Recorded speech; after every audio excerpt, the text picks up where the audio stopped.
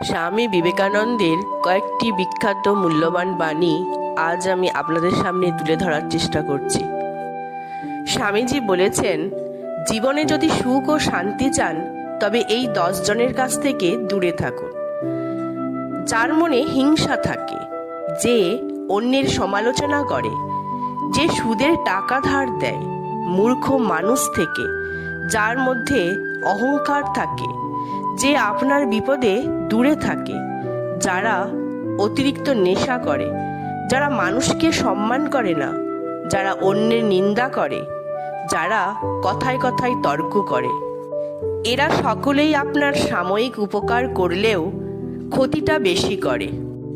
স্বামীজি বলেছেন, উঠে দাঁড়াও, শক্ত হও, দৃপ্ত হও, যাবতীয় দায়িত্ব নিজের কাঁধে নাও, আর এটা সবসময় মাথায় রেখো, তুমিই তোমার নিয়তির স্রষ্টা। তোমার যে পরিমাণ শক্তি প্রয়োজন সবটা তোমার মধ্যেই রয়েছে, সুতরাং নিজের ভবিষ্যৎ নিজেই তৈরি করে নাও।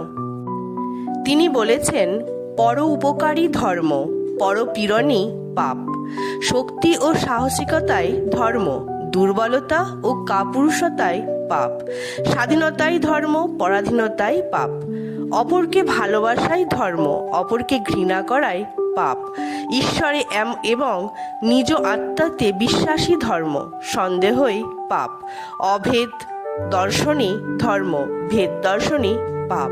আমার শরীর খারাপ থাকার কারণে যদি কোনো ভুল ত্রুটি হয়ে থাকে তাহলে আপনারা নিজ গুণে ক্ষমা করিয়া দেবেন। ধন্যবাদ।